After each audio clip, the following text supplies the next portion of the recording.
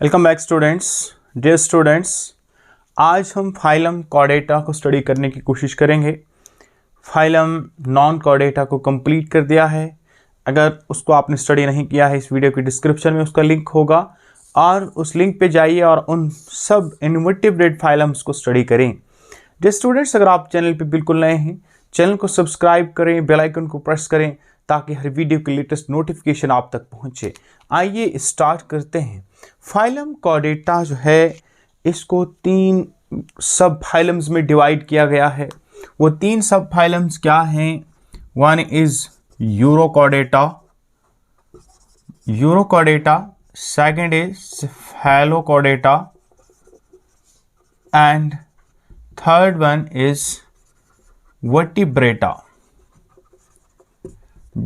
Urochordata आज हमारी discussion का टॉपिक होगा, देन सेफेलोकॉर्डेटा और फिर वर्टिब्रेटा।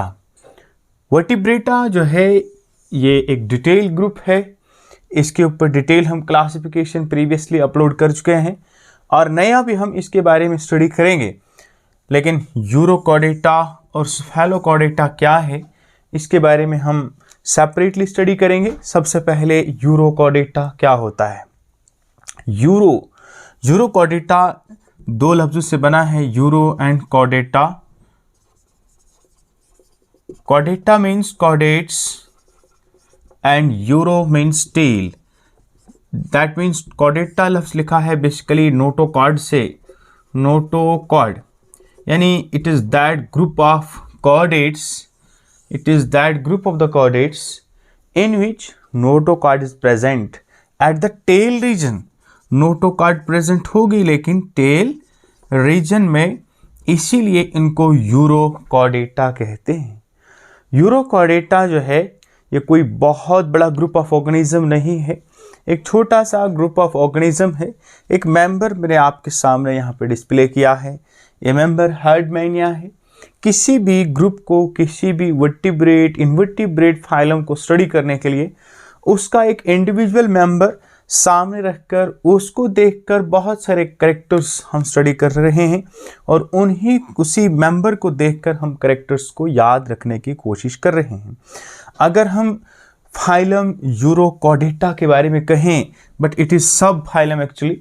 सब फाइलम यूरोकॉर्डेटा के अंदर नोटोकॉर्ड प्रेजेंट होता है, बट किस रीजन पे होता है? टेल रीजन पे होता है। This is the one point. Point number 2 है, इसके हवाले से जो हमें याद रखना है, ये कहाँ पे प्रेजेंट होते हैं? They are marine animals, they are present in the mostly some of these animals are sedentary. Sedentary का मतलब दे आर फिक्स्ड, सबस्ट्रेटम के साथ अटैच हैं और फिक्स्ड होते हैं, लेकिन कुछ फ्री मूविंग भी होते हैं। मोस्टली जो हैं इसके मेंबर्स वो फिक्स्ड होते हैं, बट सम आर फ्री। तो ये हमारे पास इनकी बॉडी की अगर हम बात करेंगे, पॉइंट नंबर 3, इनकी बॉडी जो है, यहाँ पर आप स्ट्रक्चर देख रहे हैं, 2 डिवीजन हम कह सकते हैं इनकी बॉडी के हैं। ये जो है ये बॉडी प्रॉपर है, it is body proper and this region is known as substratum। इसको हम substratum भी कह सकते हैं या इसको हम फुट भी कह सकते हैं। substratum के साथ अटैच है। और ये क्या है? these are the foreign particles, these particles are present in this foot region। और ख़ास important point इनके हवाले से जो याद रखना है, इनकी जो बॉडी होती है, ये बॉडी वॉल, एक तरह से इसको हम बॉडी वॉल कहें, ये बॉडी जो है इसको एक ख़ास तरह की कवर है। उस ख़ास तरह के कवर का नाम, इसको टेस्टा कहते हैं। इसकी बॉडी का नाम क्या है? Testa. That is made of टोनिसिन। टोनिसिन से बना हुआ होता है, जिस तरह से प्लांट सेलुलोज होता है। और ये एक तरह से क्या है? ये ट्रांसपेरेंट होता है, ट्रांसपेरेंट। इनकी बॉडी वॉल जो है उसको हम टोनिसिन कह सकते हैं या टेस्टा भी कह सकते हैं। दैट इज़ टेस्ट या टेस्टा हम इसको कह सकते हैं। ये इनमें नेक्स्ट इम्पॉर्टेंट पॉइंट है। नेक्स्ट खास पॉइंट इसके हवाले से जो याद रखना है वो ये है कि इनमें लार्वा बनता है। डेवलपमेंट की अगर हम बात करेंगे तो इनकी लाइफ साइकिल में लार्वा बनता है, लेकिन जो लार्वा होता है that is more advance than the adult. याद रहे, larva is more advance than the adult. Adult के मुकाबले में वो एडवांस है, वो फ्री लिविंग है, उसमें गिल्स प्रॉपरली डेवलप हो चुके हैं और भी बहुत सारी चीज़ें हैं। लेकिन जब इसकी फर्दर डेवलपमेंट होती है, जब इसको एडल्ट बनना होता है, लार्वा से जब एडल्ट बनता है तो इसकी हो जाती है morphosis, but that morphosis is known as retrogressive metamorphosis. Retrogressive metamorphosis. Retrogressive metamorphosis का मतलब क्या होता है? ये वो मॉर्फोसिस है जिसमें लार्वा मोर एडवांस है and adult is not too much advance. Adult advance नहीं होता है। मेटामॉर्फोसिस तो हो रही है बट लार्वा जो है वो एडवांस ज़्यादा है, एडल्ट उतना एडवांस नहीं है। ऑर्गेनिज्म एक जगह पे रह जाता है तो गिल्स इसमें प्रॉपरली मौजूद नहीं है।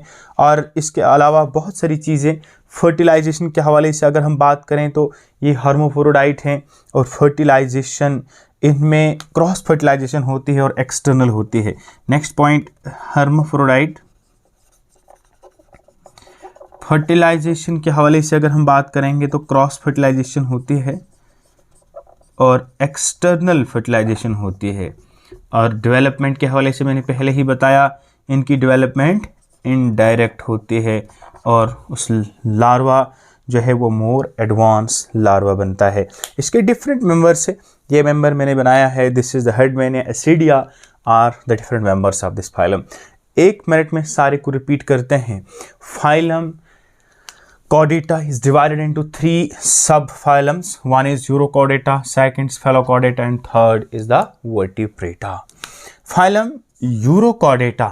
Urochordata are known as urochordates because they have the notochord present, but notochord is present at the tail region. Next important point, they are the marine, exclusively marine, and they are attached with the substratum. Some are free living and mostly they are the attached with the substratum. Third one, their body wall have the presence of a specialized type of the body wall. That body wall is known as testa or test, and that is made up of the tonisin. That is actually like the plant cellulose. उसके अलावा that is transparent. उसके अलावा next important point जो हमने बताया, इनमें larva बनता है। That larva is more advanced than the adult, and larva में retrogressive metamorphosis होती है और adult। उसके अलावा hermaphrodite हैं और क्रॉस फर्टिलाइजेशन होती है, एक्सटर्नल फर्टिलाइजेशन इनमें प्रेजेंट होती है और मोस्टली इनमें जो लार्वा होता है वो एडवांस टाइप ऑफ लार्वा होता है।